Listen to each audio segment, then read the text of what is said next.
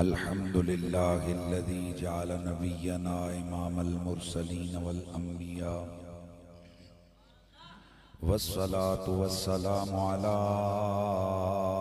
सय्यिदिर राशिदीन इमामिल क़िबलतैन जद्दिल हसनैन मुहम्मदिन खैरिल वरा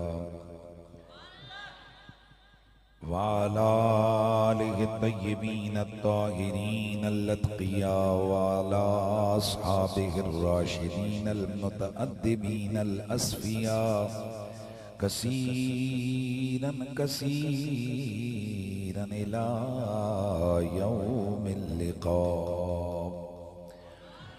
अम्मा बादु फ़अऊज़ु बिल्लाहिस समीइल अलीम मिनश शैतानिर रजीम बिस्मिल्लाहिर रहमानिर रहीम तबारकल्लज़ी नज़्ज़लल फ़ुरक़ान अला अब्दिही लियकून लिल आलमीन नज़ीरा क़ाल नबिय्यु सल्लल्लाहु अलैहि वआलिहि वसल्लम उर्सिलतु इलल खल्क़ि काफ़्फ़ा इन्नल्लाह व मलाइकतहु युसल्लूना अलन नबी या अय्युहल्लज़ीना आमनू सल्लु अलैहि वसल्लिमू तस्लीमा अस्सलातु वस्सलामु अलैका या सय्यिदी या रसूलल्लाह व अला आलिका व अस्हाबिका या सय्यिदी या हबीबल्लाह। सब पढ़ लीजिए। अस्सलातु वस्सलामु अलैका या सय्यदी या रसूलल्लाह व अला आलिका व अस्हाबिका या सय्यदी या हबीबल्लाह। एक मैं ही नहीं उन पर कुर्बान ज़माना है, एक मैं ही नहीं उन पर कुर्बान ज़माना है, जो रब्बे दो आलम का महबूब यगाना है, जो रब्बे दो आलम का महबूब यगाना है। कल पुल से हमें जिसने खुद पार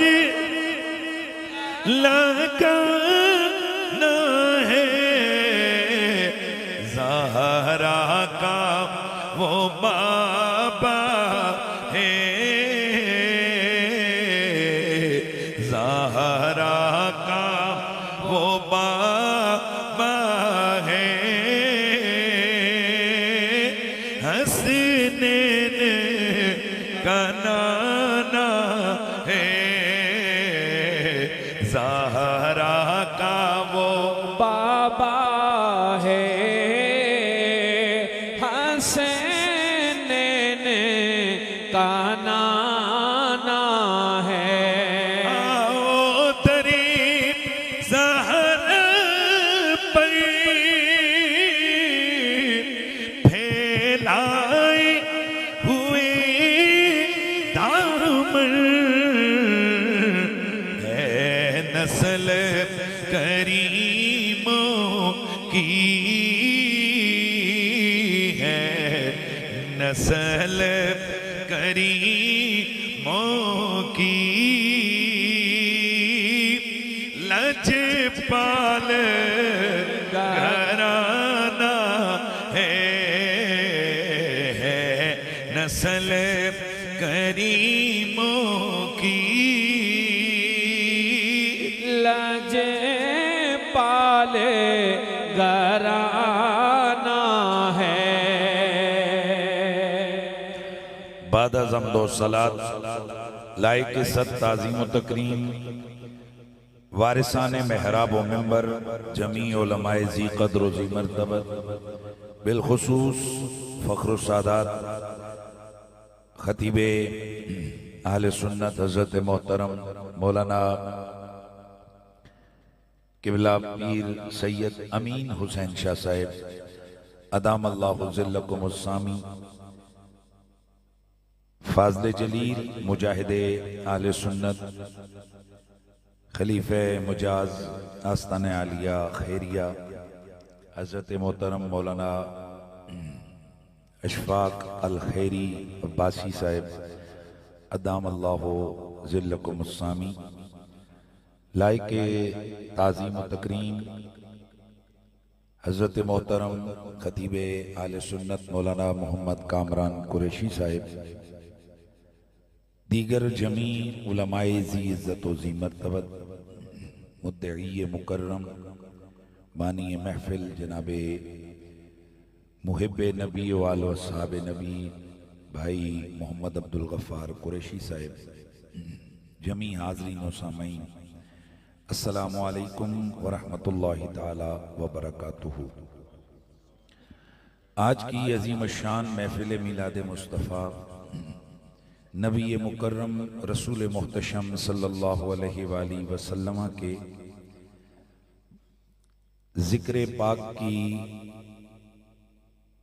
बुलंदी के लिए और सरकार के अज़मतों के प्रचार के लिए इनेकाद पजीर है और इसका मकसद दुनिया और उक़बा में हुसूल खैर है। अब्दुल गफ़ार कुरैशी साहब अभी ताज़ा ताज़ा ही हरमैन तय्यबैन की हाज़री से वापस आए हैं। यकीनन वो इश्क, वो तड़प, वो जज्बा बड़ा अरसा उसका असर रहता है और वहाँ जाकर बंदा फिर अपने आप को बड़ा कोसता है कि मदीना यहाँ और मैं वहाँ रहा है जी। वो क्या कहता है, मदीना यहाँ और मैं वहाँ रहा, हायरी मेरी किस्मत मैं कहाँ रहा।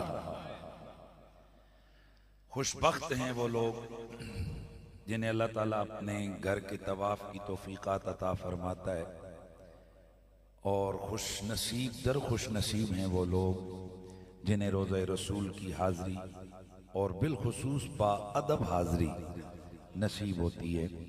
अल्लाह ताला हरमैन तय्यबैन की इनकी हाज़री को कबूल और मंजूर फरमाए। यकीनन हर मुसलमान के दिल में हुजूर का एक प्यार है। कम अज कम मेरा ये मिजाज नहीं है।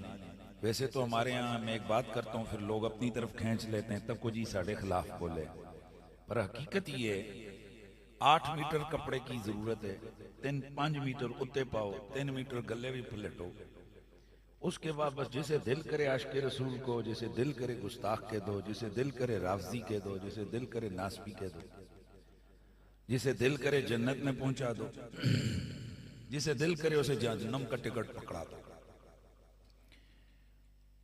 तो हमने एक अपने जाविये मुकर्रर किए हैं हुजूर का इश्क नापने के, और हमारे दिमागों पर ऐसा तसल्लुब हो गया ऐसे लोगों का कि हम पहले ही देखते हैं, ये देखो दाढ़ी मुंडा बैठा, इसका हुजूर से कोई ताल्लुक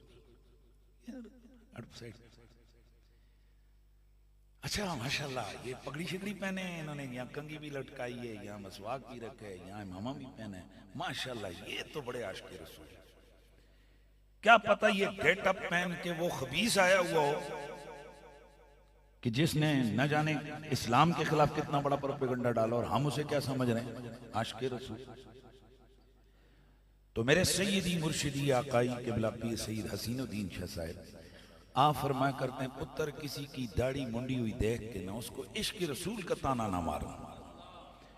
उसकी वजह यह कि क्या पता जिसे तुम नकम्मा समझ रहे हो वो रातों को उठ उठ के जाग जाग के हुजूर के इश्क में आए भरता हो। और वैसे भी जब हम कुरान और सुन्नत को पढ़ते हैं तो बड़ी हकीकत खुल के सामने आती है। मेरे रब ने मेरे नबी को बनाया ही ऐसा है कि इंसान तो इंसान है, दिल वाले तो दिल वाले, जिनका दिल नहीं भी है ना वो भी इश्क रसूल में तड़प रहे हैं। वाह। अब ये जो वो मुफ्त के मुफ्ती हैं, ये उनसे मसला हल करवाएं कि क्या बताइए हुजूर पाक के साथ ओहद पहाड़ मोहब्बत करता था कि नहीं। अगर वो कहें नहीं तो फिर पकड़ लो कि भाई ये तो हदीस सही के अंदर मौजूद है। अल्लाह के नबी फरमाते हैं, ओहदुन जबलुन युहिब्बुना व नुहिब्बु, ये ओहद पहाड़ है शानों वाला, ये हमसे प्यार करते हैं और हम इससे प्यार करते हैं, मेहरबानी करते। तो आप पूछ लें कि हजरत साहब ये प्यार तो दिल से होता है, जैसे देखा आंख से जाता है, सुना कान से जाता है, इसी तरह प्यार दिल से होता है। आला है मोहब्बत, आला है प्यार, दिल है दिल। चलो जिनका दिल है वो इश्क रसूल में तड़पते हैं, ये तो बात समझ आती है। और जिनका दिल ही नहीं है वो हुजूर के इश्क में तड़पते हैं। अल्लाह अल्लाह हैं जी, ये मसला आप हल करें। ये वैसे मैं भी सवाल ही छोड़ के जा रहा हूं, थोड़ा सा आप भी सोचें कि यार दिल वाले तो तड़पते हैं, पर जो बेदिले हैं उनके लिए ये कहना कि वो भी प्यार करता है, वो भी प्यार करता है। ये दलील इंशाल्लाह फिर कभी इस पे हम बोलेंगे, बताएंगे आपको कि इसमें रीजन और वजह क्या है। अब आप इतना अरसा थोड़ा सा कहीं दाएं बाएं से पूछ लें कि जी ये मसला हल करें कि जिनका दिल है वो तो प्यार करें। ये पत्थरों ने कैसे प्यार कर लिया हुजूर से, उनका तो दिल ही नहीं है, इनकी मोहब्बत का क्या मतलब है। हालांकि हदीस है, हुजूर का फरमान है, और नबी का फरमान अबस नहीं होता, नबी का फरमान खामखा खिलाफे अकल नहीं होता है। नबी कायनात की सबसे बड़ी हकीकत को बयान करता है। तो या फिर हदीस शरीफ सही है, नबी पाक का फरमान सही है, तो फिर नुक्ता हल करो कि ये कैसे प्यार कर सकते पत्थर हुजूर से। ताहम हम आपको सिर्फ इतना बताते हैं, सिर्फ इतना समझाते हैं कि मेरा नबी सिर्फ दिल वालों का नबी नहीं है। आए हाय आए हाय वाह। मेरा नबी सिर्फ दिल वालों का नबी नहीं है, सिर्फ रूह वालों का नबी नहीं है। मेरे मुस्तफा खुद फरमाते हैं, उर्सिल तो इलल खल्क़ काफ़ा, मैं कुल कायनात का रसूल बन के आया। सुभान अल्लाह। और मेरे नबी के इश्क में, मेरे नबी की मोहब्बत में सिर्फ हुजूर के सहाबा ही नहीं दीवानगी नहीं दिखाई है, सिर्फ मक्के और मदीने के मेरे हुजूर के वो प्यारे सहाबा वही मेरे हुजूर के आशिक नहीं थे, बल्कि मेरे नबी के इश्क में तो जानवर भी तड़प रहे हैं, मेरे नबी के इश्क में तो बेजान पत्थर भी तड़प रहे हैं, और मेरे नबी की मोहब्बत में तो खुश्क खजूर के तने भी चीखें मार रहे हैं। बुहारी शरीफ के अंदर हदीस है, अब्दुल गफ्फार भाई ने ये बड़ी बात महसूस की होगी कि मदीने में एक चीज बड़ी बंदा देखता है, तुसी कोई एहो जिहा बंदा भी तके जिहदी अख सुक्की होवे,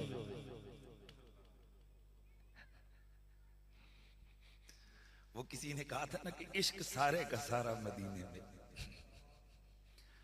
हमारे तोरी शरीफ वाले बाबा जी वो कहा करते थे, खुदा बंदा तूने कायनात में महबूब मोहम्मद को पैदा करके कायनात के सीने में इश्क की आग लगा दी है। और यही मफहूम मैंने आज जो कलाम पढ़ा ना पीर सैयद नसीरुद्दीन नसीर, तो वो क्या कहते हैं, एक मैं ही नहीं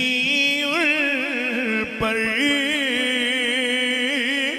कुर्बाने ज़माना है, एक मैं ही नहीं पर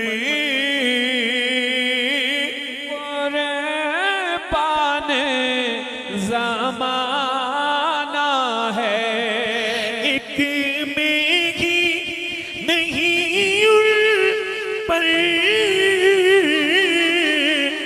कुर्बान ज़माना है, जो रब्बे दो आलम का,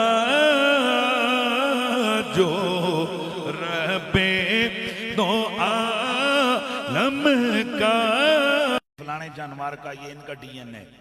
हकीकत ये है कि कायनात की हर शे को अल्लाह ने पैदा किया तो उसका कोई ना कोई कोड बनाया। मेहरबानी करने उसका क्या है, कोई ना कोई कोड बना, कोई ना कोई एने साबता है हर शे का। हजरत शेख अकबर मोइनुद्दीन इब्ने अरबी, आपने बड़ी जबरदस्त बात की। मैंने उस दिन में एक जगह खिताब कर रहा था उन लोगों को, देसी हिसाब से मैंने समझाया। वो देसी हिसाब ये मैंने उनको बताया कि देखो एक चीज होती है वैसे डालना और एक चीज होती है पाक शैयां भुनना। नमक डालकर आटे को गूंदा जाता है, इसका क्या मतलब है, वो नमक उस आटे की एक एक जर्रे में सरायत कर जाता है। इसी तरह जिस वक्त आप मिट्टी को गाढ़ा बनाते हैं तो पानी उसके अंदर पूरे का पूरा सरायत कर जाता है। ऐसे कहते जी मिट्टी नू की करो गुनो। तो जब कायनात को रब ने बनाया तो कायनात की तख्लीक का गारा, हर शे गारे से नहीं बनी, मैं ये लफ्ज बोल रहा हूं, कायनात की तख्लीक का जब गारा बना ना, असल बनी मादे को अल्लाह ने तख्लीक किया, उस मादे के अंदर हुजूर का प्यार डालकर उसे गूंद डाला। अब हुजूर का प्यार चाहे शजर हो उसे भी पता है, हजर हो उसे भी पता है, हवा हो उसे भी पता है, पहाड़ हो उसे भी पता है, लकड़ी हो उसे भी पता है। और यही वजह है कि मेरे नबी की हदीस है, मुस्तफा फरमाते वमा मिन शैइन इल्ला यारिफुनी अन्नी रसूलुल्लाह, और दूसरी हदीस वमा मिन शैइन इल्ला यालमु अन्नी रसूलुल्लाह। कायनात की कोई चीज ऐसी नहीं है जिसे ये पता ना हो कि मैं अल्लाह का रसूल हूं। इल्ला कफरतल जिन्न वल इंस, सिवाय जिन और इंसानों के काफरों के, कि इनके शऊर के अंदर ये बात नहीं आती। बाकी कायनात की हर चीज मेरी शान को, मेरी अज़मत को, मेरी जात को पहचानती है कि मैं अल्लाह का रसूल हूं। बड़ी मेहरबानी, बड़ी मेहरबानी, जरा ज़ौक़ के अंदर हर शय जानती है कि मैं अल्लाह का रसूल हूं। अब मैं जरा जुमला अर्ज करके आगे बढ़ता हूं। चूंकि हर शय जानती है कि मोहम्मद अल्लाह के रसूल हैं, तो फिर हर शय हुजूर की मुती हुई। भाई एक प्रिंसिपल स्कूल में जाता है, बच्चे को नहीं पता, नया स्कूल में जाता है वो प्रिंसिपल, तो बच्चे को पता ही नहीं है कि ये कौन है। इधर आओ बच्चे, क्या है, क्यों आऊं, तो उजर है। बाद में कहते तुझे मैंने बोला सर मुझे नहीं पता था कि आप हमारे नए प्रिंसिपल हैं। लेकिन अगर उसे जानता हो, भाई वो जानता हो, तो वो कहेगा खड़े हो जाओ, खड़ा हो जाएगा, बैठो बैठ जाएगा, इधर आओ आ जाएगा। क्यों? उसको मालूम है कि प्रिंसिपल है और इसकी इताअत मुझ पर लाजिम है। जितना स्कूल के तालिब इल्म पर प्रिंसिपल की इताअत लाजिम है, इससे हजारों लाखों करोड़ों गुना कायनात की हर शय पर अल्लाह ने अपने यार मोहम्मद अरबी की इताअत को लाजिम किया हुआ है। रुको, अब समझ आइए कि हुजूर इशारे करते हैं तो चांद क्यों टुकड़े हो जाता है।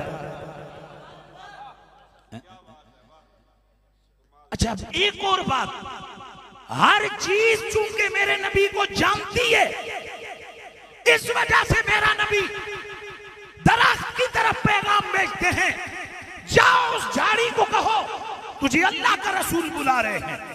भाई वो वाक़या आपने सुना है, हदीस शरीफ है कि रसूलुल्लाह सल्लल्लाहु अलैहि वसल्लम के सहाबी फरमाते हैं, हम सफर में थे तो हुजूर को क़ज़ाए हाजत की जरूरत पड़ी, तो अल्लाह के नबी सल्लल्लाहु अलैहि वसल्लम ने मुझे फरमाया वो सामने जो झाड़ी है उसे को तुझे अल्लाह का रसूल बुला रहा है। साहबी कहते हैं जैसे ही मैंने झाड़ी को कहा वो अपनी जड़ों को खींचती हुई हुजूर की बारगाह में हाजिर हुई। अल्लाह के नबी ने उसे फरमाया पर्दा कर। इतना कहना था कि उसने अपनी झाड़ियों को समेटा, नीचे झुकी झाड़ियां, टहनियों को समेटा झाड़ी ने और उसकी पर्दा किया। तवज्जो है, अल्लाह के नबी ने क़ज़ाए हाजत फरमाई। अब इसके बाद जरा हदीस मेरा दिल करता है मैं पूरी सुना लूं, वैसे मेरा मफहूम यहां पर मुकम्मल हो गया है कि हुजूर ने झाड़ी को बुलाया तो झाड़ी हुजूर की बारगाह में हाजिर हो गई। अब पहले बात को मुकम्मल कर लूं कि यार झाड़ी है, बेअकल है,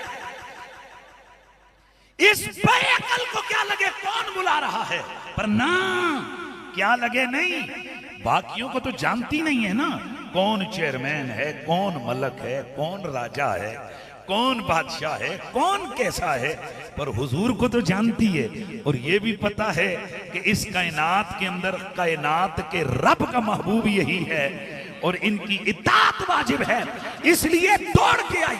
मेरा नबी हुक्म देता है हवा को, हवा सुनती है।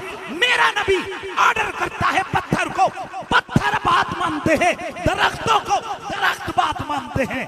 हत्ता कि मेरा नबी दरिंदों को ऑर्डर करता है, दरिंदे भी मेरे नबी की बात मानते हैं।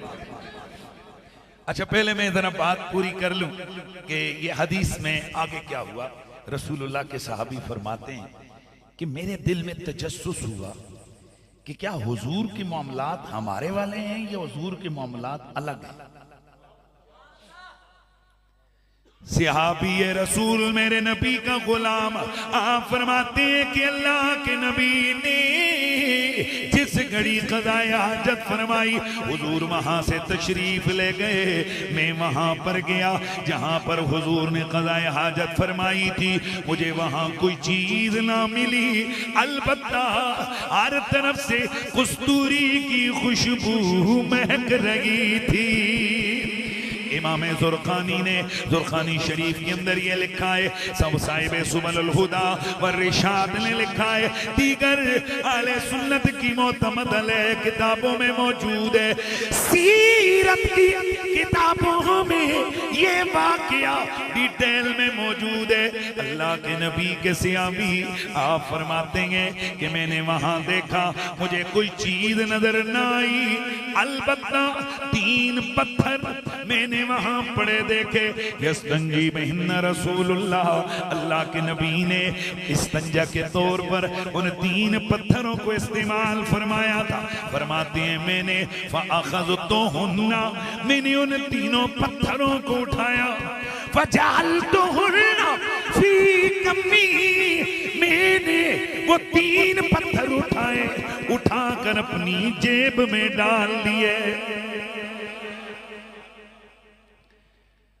ये कोई बात आप सुन रहे हैं मैं क्या बयान कर रहा हूं। सहाबी रसूल ने हुजूर के इस्तंजा फरमाने के बाद वो जो पत्थर पड़े थे वो उठाए, उठाकर जेब में रखे और जेब में रखकर घर ले आए। अब हर जुम्मे के जुम्मे जब नमाज पढ़ने जाते पत्थर डालते जेब में, मस्जिद में चले जाते, वापस आते पत्थर निकाल के फिर रख देते। सहाबा देखते रहे कि यार ये बंदा आता है तो मस्जिद सारी महक जाती है। कुछ लोग जमा हुए कहने लगे जरा बताइए खुशबू कहां से लेके आए हैं। भाई हमेशा होता है ना बंदे को कोई चंगी शे किसी बंदे को लोगे तो बंदे की कोशिश होती मैं भी पूछना था कि मैं भी उतो लेके आऊं, है जी, कहां से लेके आए आप ये खुशबू, कौन सी इतर इस्तेमाल करते हो। आप मुस्कुराए, आपने फरमाया कोई भी नहीं। कर नहीं, आप जब आते हैं तो आपकी खुशबू सब पर हावी हो जाती है, कोई ना कोई तो खुशबू आप लगा कर आते होंगे ना, तो बताइए कौन सी खुशबू है। आपने जेब से पत्थर निकाले, आपने फरमाया भाई मेरे पास तो खुशबू है ही नहीं है, मेरे पास तो सिर्फ ये पत्थर हैं। और लगा भाई इस पत्थरों को खुशबू से क्या कनेक्शन। कहा हाँ वैसे तो पत्थरों का कनेक्शन नहीं है, पर ये वो पत्थर हैं जो रसूलुल्लाह ने क़ज़ाए हाजत के तौर पर इस्तेमाल फरमाए। मैंने इनको बतौर तबर्रुक उठाया, अब हर जुम्मे के जुम्मे मस्जिद में लेके आता हूँ, सारी मस्जिद खुशबू से भर जाती है।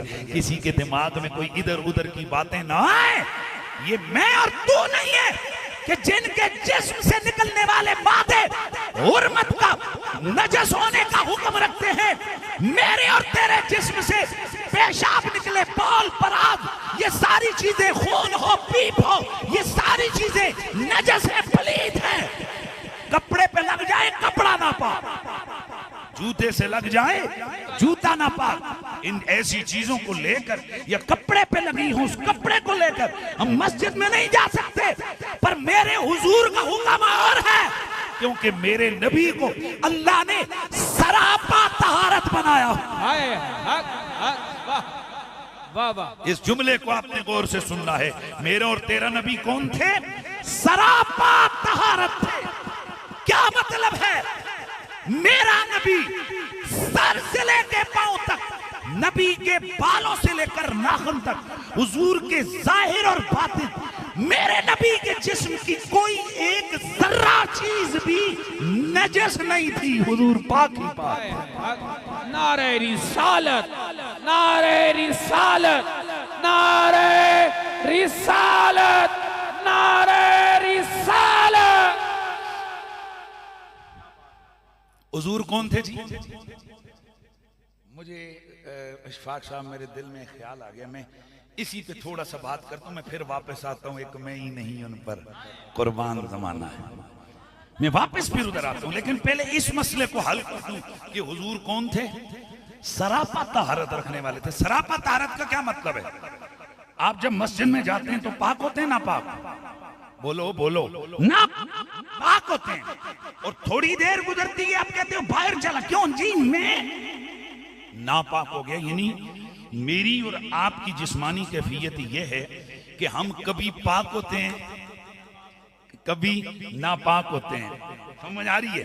अगर हालत जनाबत में हो नापाक हैं, हालत बेवुज़ू में हो नापाक हैं, क़ज़ाए हाजत करें, जल्दी बोलते जाइए ना मक्का में क्या है, बोलो नापाक हैं। ऐसे हुजूर का जिस्म नापाक होता ही नहीं था।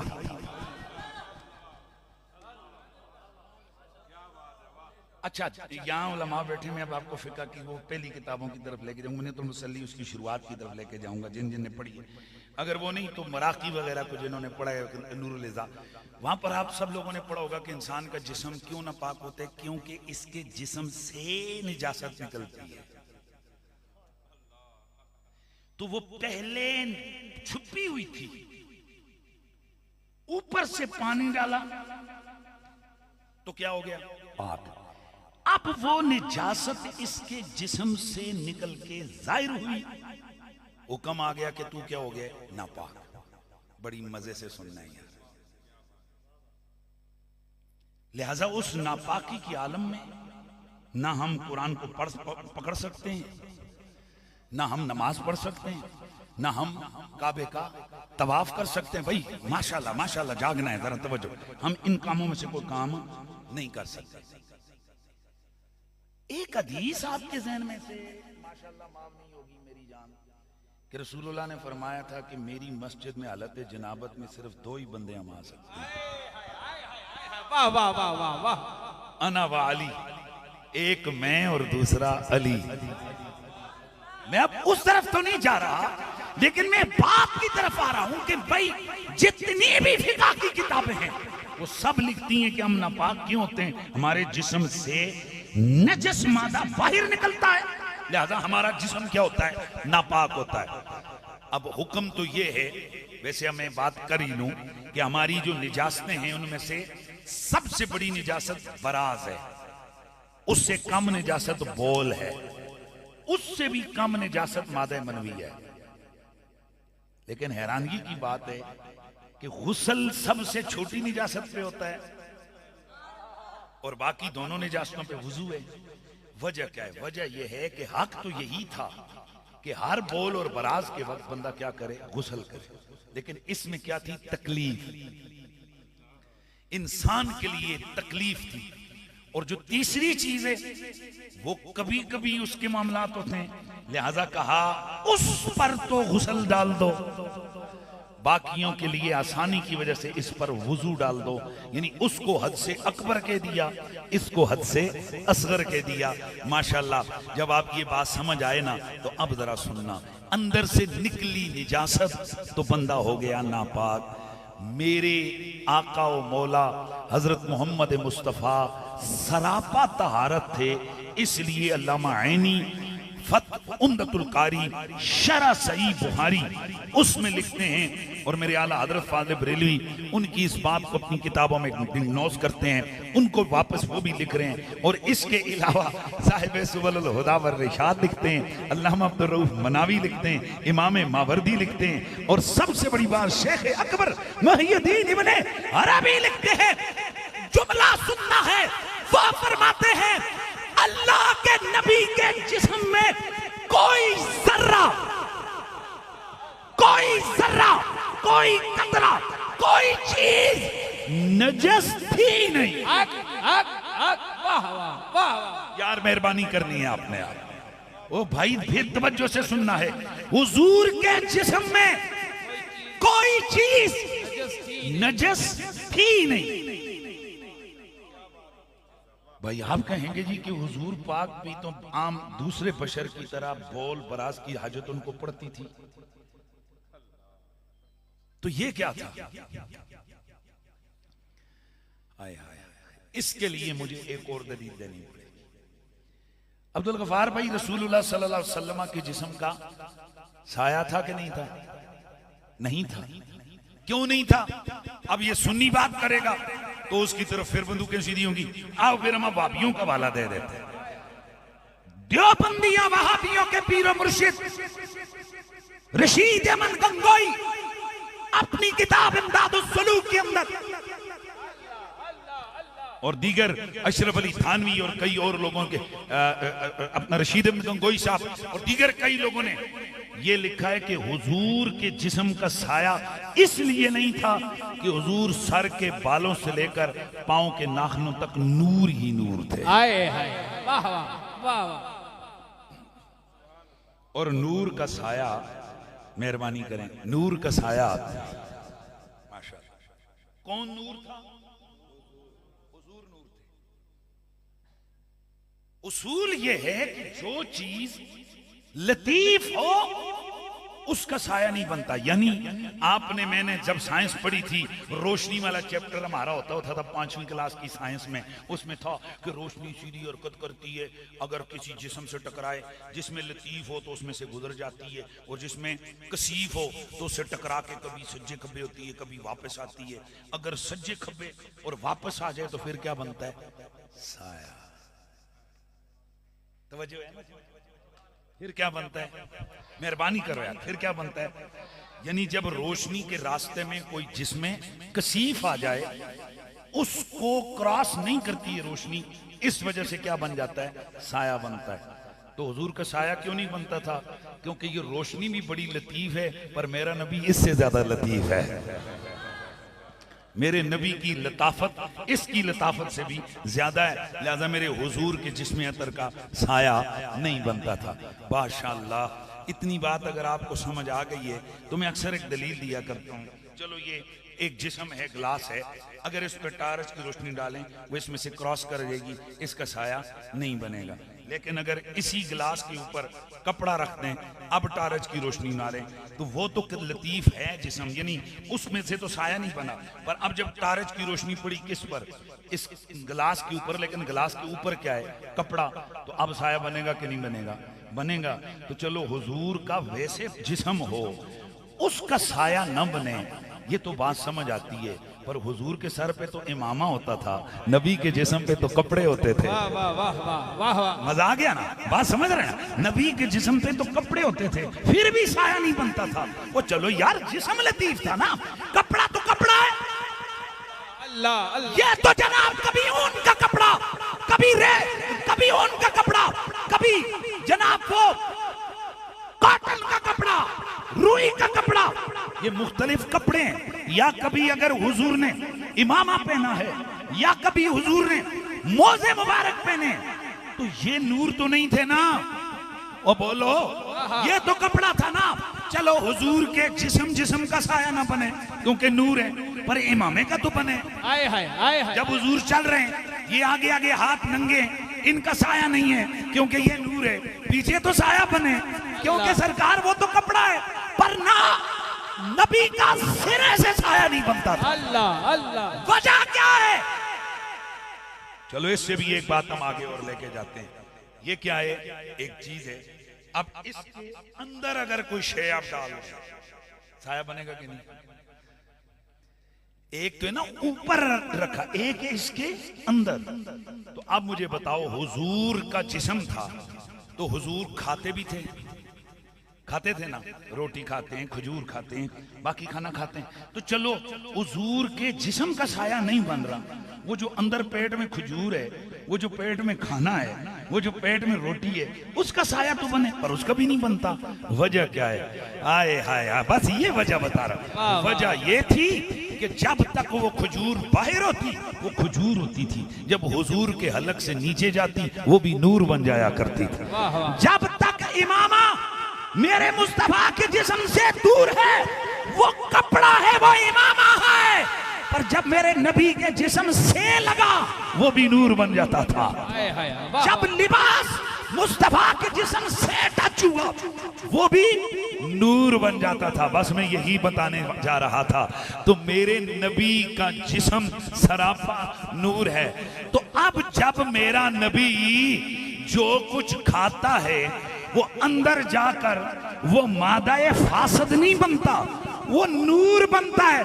और पापा नूर निकले ते जिस्म पाक ही रहता है। हक हक हक। एक में ही नहीं पर कोई मान जमाना है,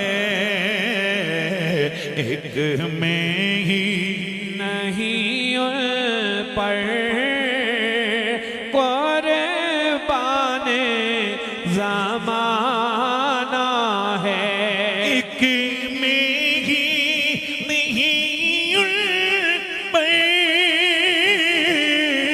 कुर्बान ज़माना है,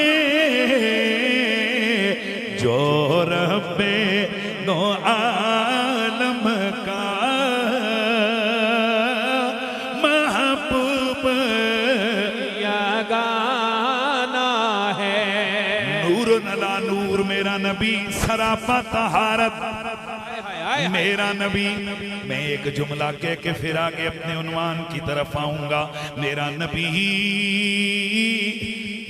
उम्र मुबारक अभी 5 साढ़े 5 बरस है। मेरे नबी की माँ जी अपने वालिदैन के घर यानी आप मक्का से मदीना के करीब मेरे नबी का ननिहाल है। मेरे नबी की अम्मी जान अपने वालिदैन के घर आई है। अल्लाह अकबर। उधर मेरे हुजूर, इधर उधर मेरे हुजूर पाक को जब यहूदियों ने देखा, अल्लाह शायद इससे पहले शाह जी मैंने एक नुक्ता आपके सामने बयान किया था या नहीं, पर आज ये नुक्ता बयान कर रहा हूं। चलो आहिस्ता आहिस्ता ये भी तबलीग होती है, चीजें लोगों के जहन में आती हैं। मौलाना इशफाक अल खैरी साहब कुरैशी साहब ये बताएं, वैसे आज तक हम लोगों ने ये तहकीक तो की जी पहला कलमा किसने पढ़ा, पहली तलवार किसने चलाई, पहली नमाज किसने पढ़ी। भाई इस्लाम के लिए सबसे पहली तलवार नंगा करने वाला बंदा कौन है? हजरत सईदना जुबैर। सुभान अल्लाह की आवाज आए ना यार। सबसे पहली नमाज हुजूर के पीछे पढ़ने वाला कौन है? मौला अली। सबसे पहला कलमा पढ़ने वाला कौन है? मौला अली या हजरत अबू बकर सिद्दीक। सबसे पहले लब्बैक या रसूल अल्लाह कहकर मेरे हुजूर के सामने हाजिरी का नारा बुलंद करने वाला कौन है? मौला अली। आपको हर चीज मिलेगी, पहले नंबर पे किसने किया, ये किसने किया, पहले नंबर पे ये सब मिलेगा। कोई बताना चाहेगा कि सबसे पहले हुजूर पर अपनी जान किसने कुर्बान की? हमने इससे पहले यही सुना है कि हजरत सईदना मार बिन यासिर की वालिदा हजरत सुमैया रज़ी अल्लाह तआला अन्हा ये वो खुश नसीबा हैं कि जिन्होंने दीन में पहली शहादत का शर्फ हासिल किया। ये अबू जहल ने नेजा मारा इनके पेट में और इनको शहीद कर दिया, यही हमने किया। पर मैं आज आपके सामने एक चीज अर्ज कर रहा हूं, मेरे नबी पर कुर्बानी, जान कुर्बान करने का मामला 40-45 साल के बाद नहीं हुआ। मेरे हुजूर अभी 5-5.5 साल के थे तो आप पर एक जान फिदा हो गई थी। अल्लाह अल्लाह अल्लाह। आज आप इस चीज को शायद पहली दफा सुन रहे हो, लेकिन मैं चाहूंगा कि आप मोहब्बत के साथ इसको समाअत फरमाएं। हुआ ये कि जब मदीना शरीफ में हुजूर को उनकी वालदा लेकर गई, इधर मेरे इधर देखियो, एक यहूदियों का राह आया, बड़ा वो आकर हुजूर को देखने लगा, घूर घूर के वापस चला गया। थोड़ी देर गुजरी, 2 और आ गए। यूं ही एक दिन गुजरा तो जनाब रश लग गया। आते हैं, आकर हुजूर को देखते हैं, फिर बातें करते हैं, चले जाते हैं। हजरत सैयदा आमना, मेरे नबी की मां जी, उनको थोड़ी फिक्र हुई कि वजह क्या है कि ये लोग आ रहे हैं और बड़ी हैरतनाक अंदाज से मेरे लाल की ज़ियारत करते हैं और फिर औरों को बुला कर ले आते हैं, वजह क्या है? चुनाचे 2-3 बड़े बड़े आए तो वो जब जाने लगे तो आपस में बातें, सैयदा एक साइड पे खड़ी, उनके कानों में आवाज आई, हाजा नबी हाजिल उम्मा, वो फिर वाया हाजा अहमदुल्लज़ी जालहुल्लाहु नबी हाजिल उम्मा। ओए यही वो आखिरी नबी है, ये आखिरी नबी है। आपस में डिस्कस कर रहे। सैयदा बीमार थी, शदीद बुखार था। किसको? बीबी पाक हजरत सैयदा आमना। एक तरफ उन्होंने डर पड़ गया कि यार कहीं मेरे लाल को नुकसान न पहुंचा दें, क्योंकि ये जो देखने में था ये यहूदी थी, करीब था कि मेरे हुजूर को क्या करते, नुकसान पहुंचाते।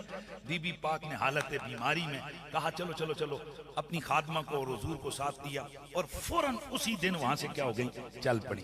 हालांकि आपको पता है कि हालत बीमारी में, हालत तकलीफ में बंदा सफर नहीं करता, लेकिन सैयदा ने बीमारी नहीं देखी, उसी तकलीफ में इन्होंने किया सफर। रास्ते में भी आप पहुंची तो आप उस बीमारी की वजह से अलील थी और आप विसाल फरमा गई। लेकिन जब वक्त विसाल आया तो आपने जो जुमले कहे, वो जुमले में कहकर मैं बात को आगे बढ़ाता हूं। पता है क्या कहा उन्होंने? सैयदा ने कहा, हर जवान ने बूढ़ा हो जाना है, हर बूढ़े ने फना हो जाना है। वाना मैता, मैं भी दुनिया से जाने लगी हूं। वह जिक्री बाकिन, लेकिन मेरा जिक्र बाकी रहने वाला है। बहुत बड़ा जुमला आ रहा है जिसको मैं यहाँ फिट करूंगा। सईदा कहती है मेरा जिक्र क्यों बाकी रहने वाला है? वलद तो तोहरा, मैंने एक सरापा तहारत को जन्म दिया हुआ है। वाह वाह वाह वाह। मैंने एक सरापा तहारत को जन्म दिया है। तो सरापा तहारत का क्या मतलब है? जिसका जाहिर भी पाक पाक, अल्लाह, जिसका अंदर भी पाक पाक, जिसका बाल भी पाक, जिसका खून भी पाक, जिसका थूक मुबारक भी पाक, जिसका लुहाब भी पाक, जिसके जिस्म का अंदर का हर मादा पाक है। तो इसलिए हजरत सैयदना आला हजरत फाज़िल बरेलवी और दीगर अकाबिर और बिलखुसूस अल्लामा ऐनी साहिब उम्दतुल कारी शरह सही बुखारी, वो लिखते हैं, वो फरमाते हैं कि हुजूर सरापा तहारत थे। आपके जिस्म का कोई मादा नजस नापाक नहीं था, पाक था, तैयब। आए हैं हक। अल्लाह अकबर। जब इतनी बात समझ आई तो अब वो जो साहबी रसूल ने वो पत्थर उठा के जेब में रखे, अब पता चले कि क्यों रखे, क्योंकि वो पत्थर हमारी, अगर हमारा मामला हो और नजस है ना पाके, पर चूंकि उनको पता था, साबी थे, पता था ये नापाक नहीं है, ये रसूलुल्लाह का तबर्रुक है। इसी वजह से साबी रसूल को जब पता चला ये नबी पाक के खून मुबारक का प्याला है, पछने लगवाए हुजूर ने तालीम उम्मत के लिए। एक दफा एक बंदे ने ना एक बड़ा अच्छा गुफ्तगू जब बंदा करे ना हुजूर के बारे में, तो फिर बड़े सोच समझ के जुमले बोलने। तो उसने कहा जी नबी पाक ने पछने लगवाए, गंदा खून निकलवाया। अस्तगफिर। वो कह गया, मैंने कहा जालिम आदमी रुजू कर, हुजूर के जिस्म का खून गंदा नहीं है, तो तेरे मेरे जिस्म में फोड़ियां फिंसियां सारी, कोई साबित कर सकता है कि मेरे नबी को पूरी जिंदगी में कभी फोड़ा नहीं निकला? अल्लाह कभी भी हुजूर पाक के जिस्म पे कोई किसी किस्म की फिंसी, कोई फोड़ा, ए जड़ियां साड़ियां अखियां जो गिड़गुदी गेट निकलदी हैं, नहीं। अल्लाह के नबी के जिस्म अतर में किसी किस्म की ऐसी चीज अल्लाह ने नहीं रखी थी। तो फिर पछने लगवाते क्यों थे हुजूर? इसके लिए मैं बता दूं, हुजूर ने पछने तालीम उम्मत के लिए लगवाया, ताकि मेरी उम्मत को यह तालीम हो जाए कि इलाज करवाना सुन्नत है। इसलिए हुजूर ने पछने लगवाए। पछने समझते हो क्या बोलते हैं आजकल इसको? हिजामा। हिजामा जो है ना, वो खून निकला। मेरे नबी मुकर्रम रऊफुर रहीम सल्लल्लाहु अलैहि वसल्लम ने वो जो खून वाला प्याला था अपने सहाबी को दिया, फरमाया जाओ इसे किसी ओझल जगह पे दफन करके आ जाओ। सहाबी रसूल आप गए, उन्होंने कुछ सोचा, फिर वापस आ गए। रास्ते में किया क्या? उसी प्याले को मुंह से लगाया, तबर्रुक सारा पी गए। वापस आए, मेरे नबी ने दरियाफ्त फरमाया, फरमाया क्या तूने वो प्याला दफन कर दिया है? मुस्कुरा के अर्ज की, आका जी वो महफूज हो गया। मेरे आका मुस्कुराए, मेरे नबी ने फरमाया पी आया है, पी आया है, पी आया है। अर्ज की आका जी मैं वो तबर्रुक पी आया हूं। मेरे नबी ने ये नहीं फरमाया कि उल्टी कर, ये क्या गलत काम तूने किया है, ना ना।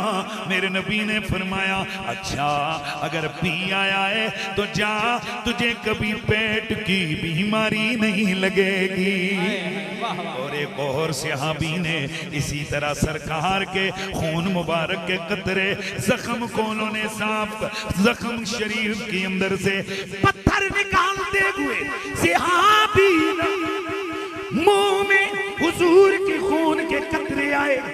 दो बातें थी, या उसे निगल ले या थूक दे। इश्क ने मजबूर किया, थूका उसे जाता है जो ना पसंद हो, इसलिए उन्हीं कतरों को हलक से नीचे उतारा। जब जाने लगे मेरे नबी ने फरमाया तुम में से अगर किसी जन्नती को देखना, कोई देखना चाहता है, वो देखो वो जन्नती जा रहा है। इसलिए कि जिसके खून के साथ मेरा खून मिल जाए, जिसके जिस्म के साथ मेरा खून मिल जाए, उस पर जहन्नुम की आग हराम हो जाती है। जिसने किसी जन्नती को देखना है वो इसे देख ले। तो दोस्ताने गिरामी, ये तो ज़ेलन ज़िमनन बात आ गई। मेरे नबी मुकर्रम के साहबी ने वो उन झाड़ियों को कहा तुझे हुजूर बुला रहे हैं। झाड़ी दौड़ती अपनी जड़ों को खेड़ती हुई मेरे नबी की खिदमत में आ गई। अब कोई झाड़ी से पूछे ओए तू तो पत्थर, ओए तू तो दरख्त है, तू बेजान है, तू क्यों हुजूर के बुलावे पे गई है? तो जवाब आएगा मैं बेजान जरूर हूँ, पर नबी की मारिफत मुझे अल्लाह ने दी हुई है। मैं नबी को जानती हूँ, हुक्म नबी का आ गया है, इताअत मुझ पर लाजिम है। यूं ही मेरा नबी चांद को आय हाय हाय, ये तो बात आ गई है ना कि नबी की उंगली का इशारा हुआ, चांद के दो टुकड़े हो गए। लेकिन इससे भी पीछे एक और वाकया आपने सुना हुआ है कि हजरत सैयदा हलीमा सादिया आपके घर में मेरे नबी है। बल्कि इससे भी पीछे हजरत अब्बास बिन अब्दुल मुत्तलिब मेरे नबी के चचा हैं। अर्ज करते हैं या रसूल अल्लाह रायतु अमारत नबुव्वतिका व अंत फिल मादे रायतुका तुशीर बिइस्माइका इलल कमर इदा शरत इलैहि लमाला। ए अल्लाह के नबी मैंने आपकी नबुव्वत की निशानियां उस वक्त देख ली थी कि जब भी आप पंघूड़े के अंदर थे, जब भी आप पंघूड़े के अंदर थे। मेरे नबी ने फरमाया चचा क्या देखा? अर्ज किया रसूल अल्लाह मैंने आपको देखा, आप पंघूड़े में लेटे लेटे चांद को इशारा कर रही है, जिधर आपकी उंगली घूमती है चांद उधर उधर झुकता चला जाता है। मेरे नबी ने इनकार नहीं किया कि मुझे तो पता नहीं है, शायद वैसे मेरी उंगली होती हो, क्योंकि मैं तो बचपने में मैं तो पंगुड़े में था। मेरे नबी ने डिनाई नहीं किया, पर मैं हाँ चचा यू हद सुनी वो हद सु, वो मुझसे बातें करता था, मैं उससे बातें किया करता था। दोस्तों ने गिरामी, मेरा नबी जमीनों पे आमिना तैयबा की हवेली में चांद, आसमानों पे चांद उधर बोले, मेरा नबी मक्के में सुने, मेरा नबी इधर बोले, चांद को उधर सुनाई दे। अब खुद ही बताओ, अगर चांद की बोली मंगूड़े के अंदर मेरा नबी उस बचपन के आलम में समात फरमा सकते हैं, तो बदल आखिरत खैरुल लक मिनल ऊला का शर्फ पाकर मेरा नबी आज उम्मती के दरूदो सलाम को क्यों नहीं सुन सकते हैं। दोस्ताने गिरामी, अभी ये चांद को मेरे नबी ने उंगली का इशारा किया, जिधर उंगली का इशारा चांद उधर हो जाता है। आला हजरत इमाम आशिका क़िबला-ए दिलो जां इमाम अहमद रज़ा खान अलैहि रहमतुर रहमान, उन्होंने बड़ी जबरदस्त तशबीह दी है। वो फरमाते हैं कि चांद झुक जाता जिधर उंगली उठाते महद में, चांद झुकी जाता जिधर उंगली उठाते महद में, क्या ही चलता था इशारों पर खिलौना नूर का। वाह वाह वाह वाह यार तशबीह देखिए आपने। आला हज़रत फरमाते हैं, वे समझो ए बड़े बड़े अमीर लोग हो जाते हैं ना, तो इनके बच्चे जो होते हैं उनके खिलौने गिफ्ट आते हैं।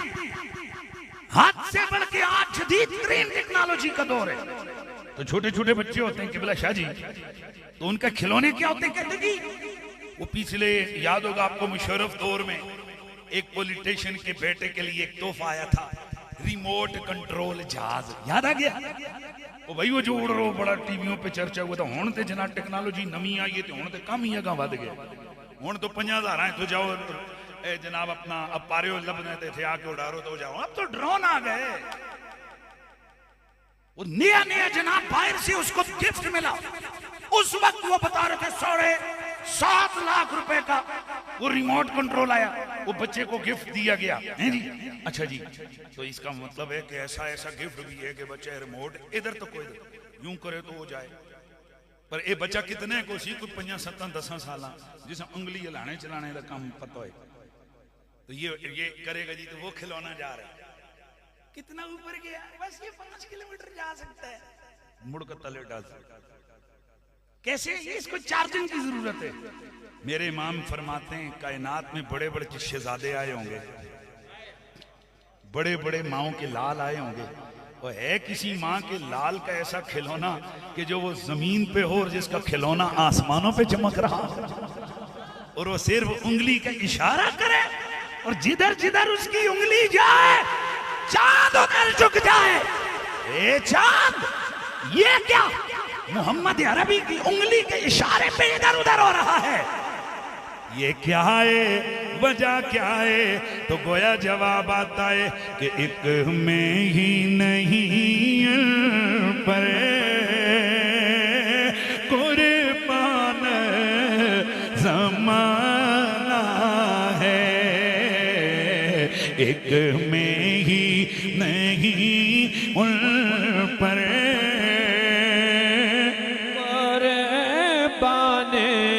ज़माना है, एक में ही नहीं उन पर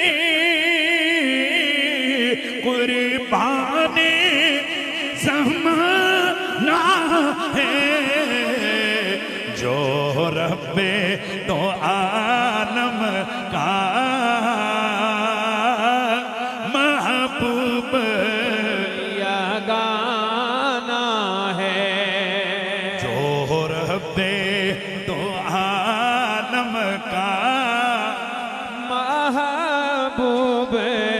यगाना है। बुखारी के अंदर ये हदीस मौजूद है, दीगर सिहा के अंदर ये रिवायत मौजूद है कि मेरे नबी मुकर्रम खजूर के तने के साथ खड़े होकर टेक लगाकर खुतबा दिया करते थे।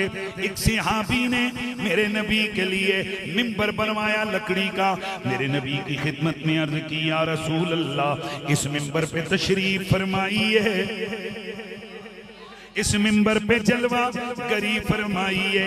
उधर मेरे आका उस खजूर के तने की टेक से हटकर मिंबर पे जलवागर हुए।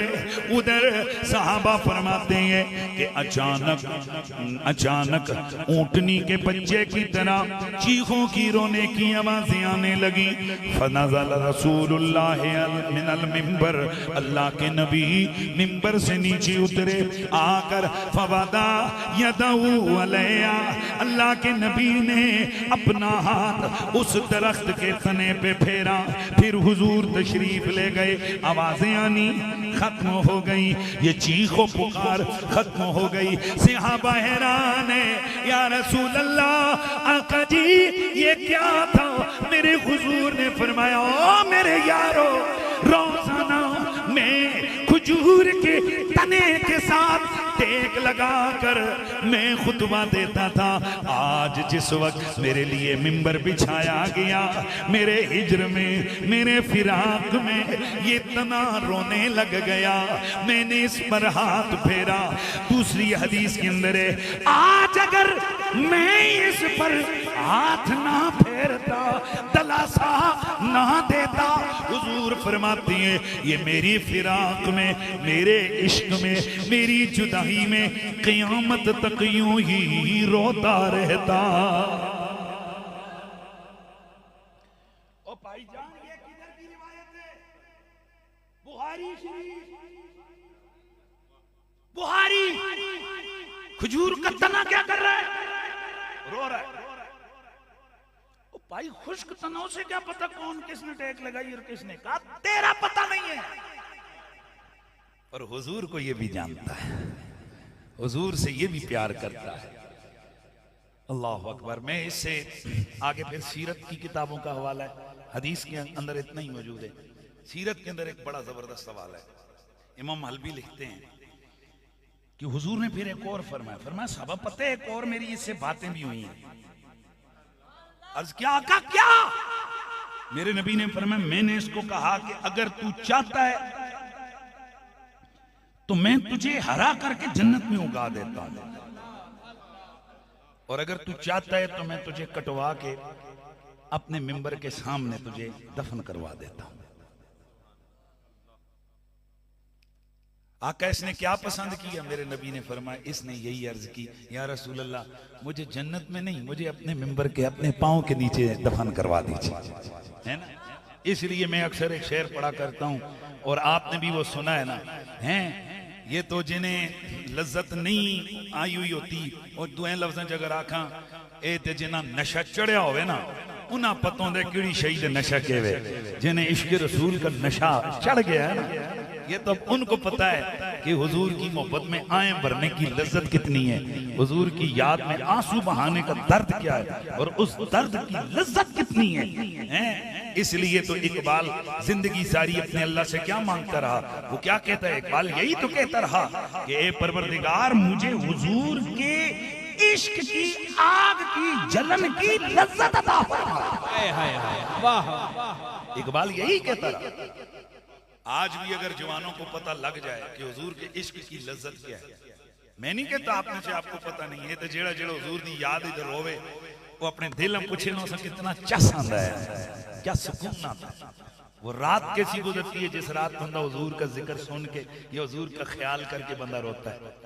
वो तो अफसोस की बात है कि हमारी रातें फ्रॉड सोचते हुए बस नींद आ जाती है, या धोखों की प्लानिंग करते हुए, या किसी मुकदमेबाजियों के अंदर एक दूसरे के साथ लड़ते हुए, फाइलें उठाई हुई अदालत की तरफ जा रहे हैं, खबर आई हाजी साहब मार गए। तो क्या हुआ? वो जी जा रहे थे मुकदमे में तो बस हार्ट अटैक हो गए। हालत तो तेरी और मेरी ये एक पल की खबर नहीं है। और हमारे मंसूबे हजारों सालों के। आओ जिंदगी ऐसे गुजारें कि कम अज कम और कोई नहीं लोग इस हवाले से तो याद रखें यार, जेहो जे वी सी हुजूर नाल प्यार दी करदा सी। मैं एक दफा एक जगह गया तो वो बंदे मेरे चेहरे से ने उस दिन थोड़ा गेटअप चेंज था, तो कहीं बात मेरी चल पड़ी तो बाबे बोला ना यार बाकी गला कुरैशी साहब के बारे में गल है पर आले बैत नाल प्यार करने जाना। मैं वहीं से पलटा, मेरे आंसू निकले। मैं कह रब्बा तू गवार है, मखलूक पे कहंदी कि मैं प्यार करना मजा तब नहीं यार, बंदा कुछ ऐसा करे। हमने बड़े बड़ों को देखा है, वजीर मशीर बड़े सियासत के बड़े जिस वक्त दुनिया से जाते हैं ना तो बेउज़्म जनाजे वाले शामिल होंगे ने। भी तुम दसा तुम आखो जी कुरैशी साहब असी जान च रहने सानू बहुत कुछ पता है, पर जिंदगी आले रसूल की मोहब्बत में नाते पढ़ते हुए मिलादें करते हुए गुजारे। उस जनाजे में अक्सरियत वो लोग आते हैं कि जो रातों को तहज्जुद भी पढ़ रहे होते हैं। पहली सफों में आपको सैयद नजर आएंगे, उलमा नजर आएंगे, तलबा नजर आएंगे, जिनकी कोई और लालच नहीं है। और लालच बंदा झींझिया नाल करता है ताकि जी मैं जनाब मैं कुछ काम करा, ताकि जनाब मेरे मदरसे से कोई तावन कर दे, मेरे साथ तावन करे। जना टुर गए हुण केड़ा। असल में हमारी तरबियत ये हुई होती है जिंदगी में जो तुम्हारे साथ इज्जत करे, असल तुम्हारा रिप्लाई करने का टाइम कब है? जब वो दुनिया से जाए। अब उसे औरों की नहीं, अब तुम्हारी जरूरत है। अब हर दुआ में उसे याद करो, हर महफिल में उसका नाम लो। मैं नहीं है कि ये मेरा एक अपना मिजाज है। इशफाक अल खैरी साहब के वालिद साहब अल्लाह ताला उनको दर्जात बुलंदियां अता करे, उस बंदे को सच जब भी मैं मिला तो वो मोहब्बत रसूल में आंसू बहाता, मुझे इसलिए चंगा लगता था बाबा जी। तो एक दिन इनको याद होगा कि उन्होंने सके पुत्र ने ना, याद होगा तुम दोनों भाई बैठे थे, तो मुझे कहते हैं क्या पता चले मैं मरसा तो तुझको थो यही गल आखी, मेरा ख्याल करे।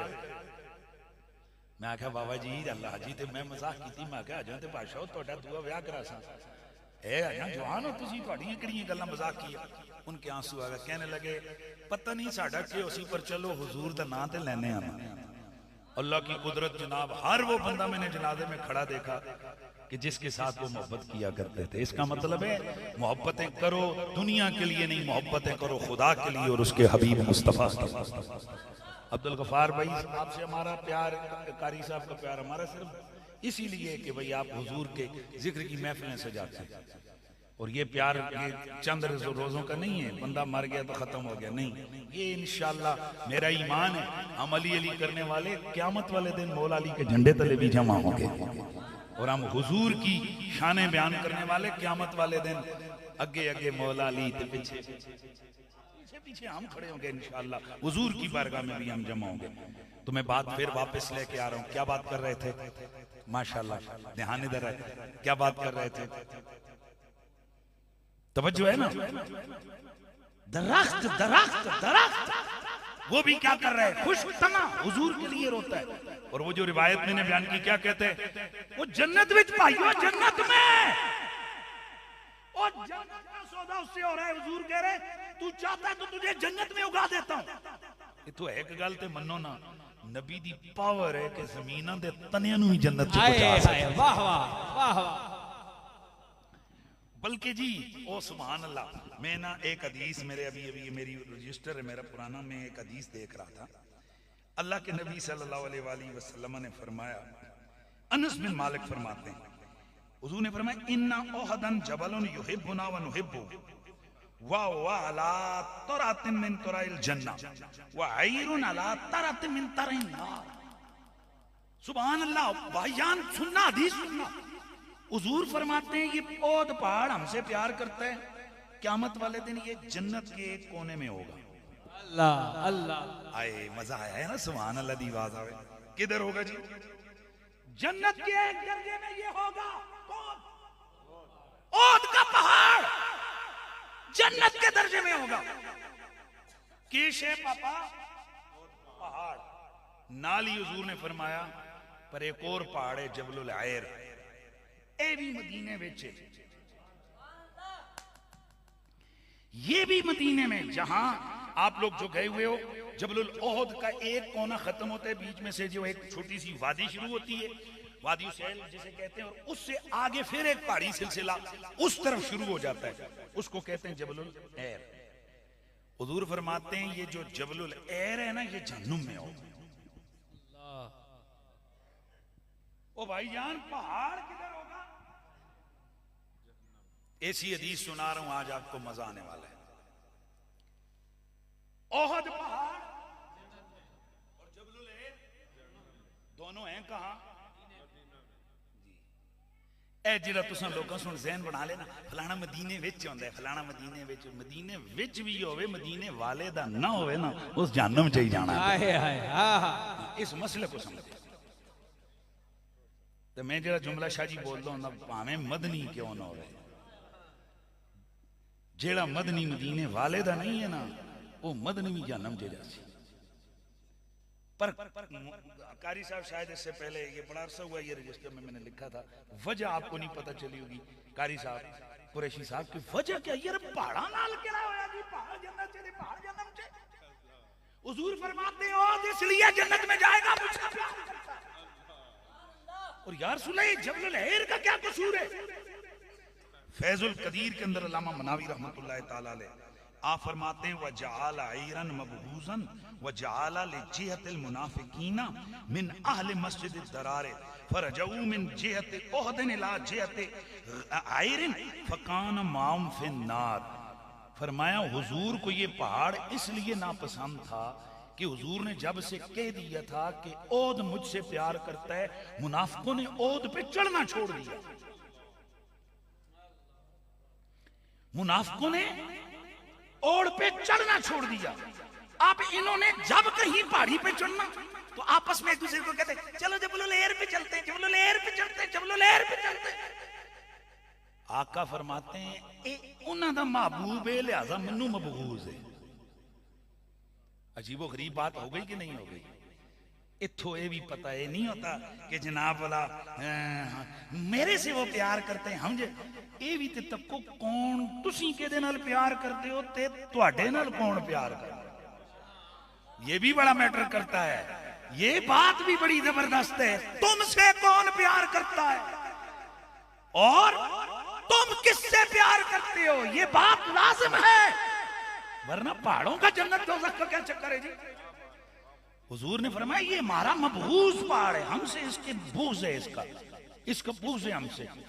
तो होवे पहाड़ भी ना रब उसे बख्शता नहीं है, मेरे ख्याल में आपको समझ नहीं आई। होवे बट्टा भी, पत्थर भी हो, अल्लाह उस पत्थर को भी बख्शता नहीं है, उसको भी कहां डालेगा? जहन्नम में। और हुजूर से प्यार करे भावें होवे बट्टा भी, रब उसे भी महरूम नहीं रखता, उसे भी महबूब को कुर्ब जन्नत में अता फरमाएगा। तो मैं बात कर रहा था कि उससे ने क्या कहा जी कि मैं कहाँ उगना, मैं क्या करना चाहता हूँ। हुजूर ने कहा फरमाया कि अगर चाहता है तो जन्नत में उगा देता हूँ, और चाहता है तो यहीं पर तुझे कटवा के दफन करवा देता हूँ। आका इसने क्या पसंद किया? अब आप समझ सकते हो, जन्नत में जिंदगी मिल रही है और यहां काटा जाएगा, फिर उसे जमीन में गाड़ा दफन कर दिया जाएगा। तो एक किस्म की अब बज़ाहिर क्या मिल गई? फना। और उधर क्या मिल रही है? बका, हमेशा के लिए जन्नत। जन्नत का वो जन्नत का बूटा हरा भरा। आका पसंद क्या की है? फरमाया इसने कहा हुजूर मुझे यहीं कटवा के अपने कदमों में दफन करवा दे। कौन है ये दीवाना, किसका है ये दीवाना, कौन है ये दीवाना, किसका है ये दीवाना, जन्नत में भी कहता है वो जाना है मदीने में, जन्नत में भी कहता है वो जाना है मदीने में।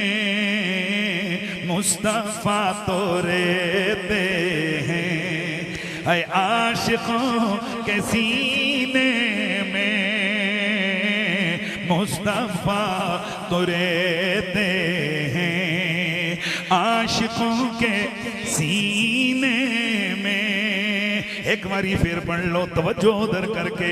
कौन है ये दीवाना, किसका है ये दीवाना। याद रखो लोगों, जो आशिक होते हैं वो दुनियावी जाहिरी नफे नुकसान नहीं देखते। मेरा नबी जब मक्के से हिजरत फरमा कर मदीना तैयबा तशरीफ ले गए, अब जो मक्के में रह जाने वाले मेरे नबी के यार हैं, मेरे नबी के सहाबा हैं, उन्होंने दुआएं शुरू कर दी। क्या? रब्बना अखरिजना मिन हादिहिल क़रियतिल ज़ालिमि अहलुहा वजअल लना मिन लदुनका वलिय्यन वजअल लना मिन लदुनका नसीरा।